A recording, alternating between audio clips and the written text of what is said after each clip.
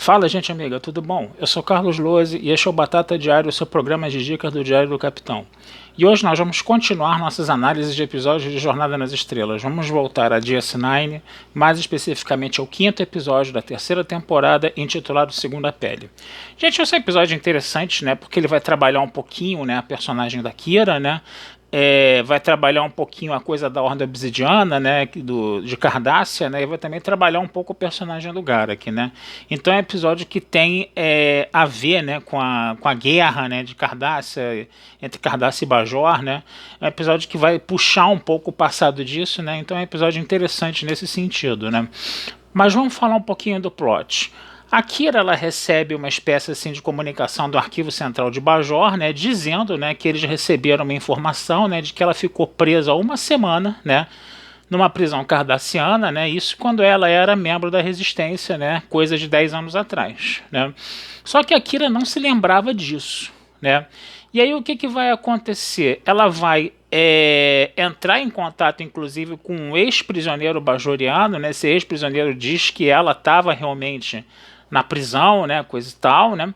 E ela vai começar a investigar isso, querer investigar isso, né? Ela vai para esse arquivo central de Bajor, né, para poder investigar isso. Só que quando ela vai para lá, ela acaba sendo sequestrada pelos cardassianos.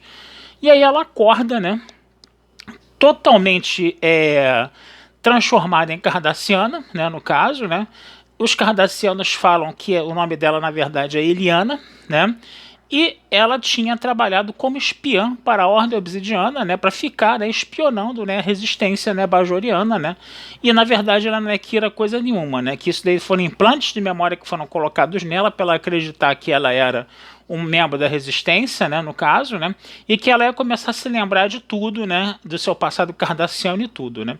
Só que a Kira, né, ela não vai dar o braço a torcer, né? Num primeiro momento ela vai ser muito resistente com relação a isso, né? O próprio Entek, né, que é um cardassiano da Ordem Obsidiana, né, que diz que era o mestre dela, que era o mentor dela, né, que dizia que gostava dela, que não sei o que, né, ele vai começar a tentar interrogar a Kira, né, e a Kira não vai responder esse interrogatório, né? Ele começa a ameaçar, né, que se não interrogar, se ela não disser que ela vai ser submetida à tortura, que ele não queria fazer isso porque gostava dela, coisa e tal, né?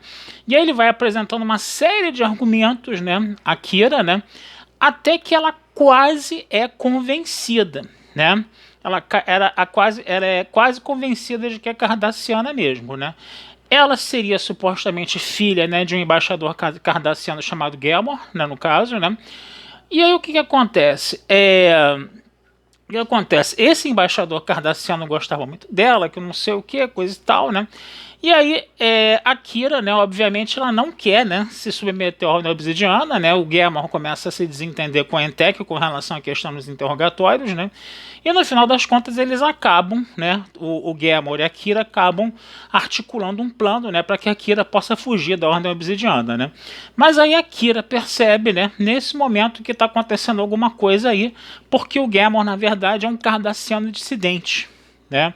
E aí ela começa a encaixar as peças. Ela percebe, né, que ela foi induzida, né, a ser Eliana, né, foi colocada ela como Eliana, né, no caso, né, para quê? Para que o Gelmor ficasse realmente com medo, né, da filha dela, né, ser torturada pela Ordem Obsidiana e ele botasse a filha dela, dele para fugir, né, no caso, né. Ele também pensava que era a filha dele, no caso, né. Só que o grande detalhe é o seguinte, né? Os cardassianos, na verdade, não estavam atrás, né, da Kira, nem da Eliana, nem nada. Os cardassianos estavam atrás do Gelmor, né? Só que o Gelmor era um grande funcionário, né, cardassiano, ele era um embaixador, né? E não tinha prova nenhuma contra ele. Então fazer ele... e não tinha prova nenhuma contra ele pelo fato dele ser dissidente, né? Então a ideia era fazer o que? Era forjar uma prova contra ele, né, botando a Kira para fugir, né? Botando ele para articular um plano para a Kira poder fugir, né, no caso, né? E aí essa coisa acaba sendo descoberta, né? esse plano acaba sendo descoberto. Ele só não vai à baila porque o Cisco, né, ele acaba organizando, vamos dizer assim, uma espécie de missão de resgate, né, com a ajuda do Garak, né. O Garak está ali dizendo, né, para o Cisco o que está acontecendo, né, que o Garak foi um membro da Ordem Obsidiana, esse negócio todo, né. E aí eles acabam conseguindo resgatar aquilo e conseguem resgatar o Gamorr também, né. Não sem o Garak antes pulverizar o Entek, né, no caso, né, que o Entek já conhecia o Garak, né, coisa e tal, dizia que a Ordem Obsidiana agora ia correr atrás dele, pegar ele mesmo, né? O que o Garak faz? Pulveriza o cara, né? Com o phaser, né? No caso, né? E aí você tem essa situação, né? De no final do episódio você vê a Kira, né? Conversando com o Gamorr, né?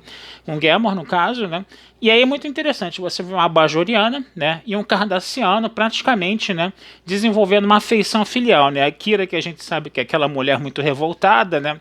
Que tem aquele passado de muita violência, né? Que tem aquele passado de ser da resistência bajoriana, de ter matado Cardassianos, né? E de repente ela começa a desenvolver uma afinidade com Gamorr, que é um Cardassiano, tudo bem, um Cardassiano dissidente, coisa e tal, né?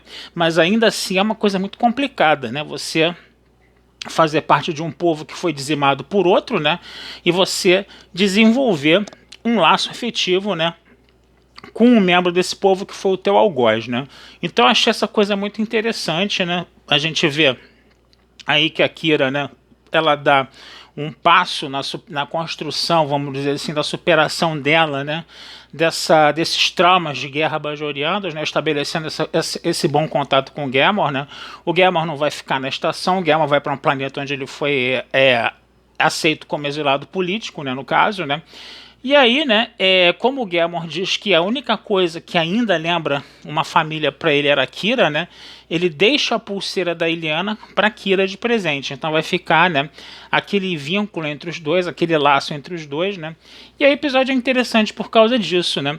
E o Garak, no caso, né, a gente vê ele como membro da Ordem Obsidiana aí, né, ajudando, né, o Cisco, né, no caso, né. Quando uma nave cardassiana para Defiant, né, o Garak dá uma tremenda uma carteirada lá, né, no caso, né, e isso só ajuda a aumentar, né, o mistério sobre esse personagem. O próprio Gamorr fala, né, para Kira não confiar no Garak, né, no caso, né, e a Ordem Obsidiana também, né, o Entek, né, falando que a Ordem Obsidiana vai atrás do Garak agora, né, mas o Entek, coitado, não teve nem tempo de informar, porque o Garak deu um fim nele, assim, né, a sangue frio mesmo, né, então foi mais o elemento que a gente vê aí desse personagem, que é um Cardassiano que realmente chamava muito atenção na série, né, que a gente gostava muito, né. Então é isso, gente. Vale a pena, né, você ver esse episódio, né, por esses elementos aí, tá? Por esse relacionamento da Kira com o Gamorr, né, no caso, né, de uma Bajoriana com o Cardassiano, né, um relacionamento bem, vamos dizer assim, amistoso, bem cortês, né, afetuoso, né, de uma afeição familiar, de uma afeição filial, né? E vale a pena por isso esse episódio, tá certo? Vou ficando por aqui, desejando vida longa e próspera, tá? Esse texto, como sempre, vai estar lá na Batata Espacial. E não deixem de curtir, compartilhar, comentar, se inscrever no canal do Diário do Capitão, que essa ajuda de vocês sempre é muito bem-vinda, tá bom? Um abração, fui e até a próxima.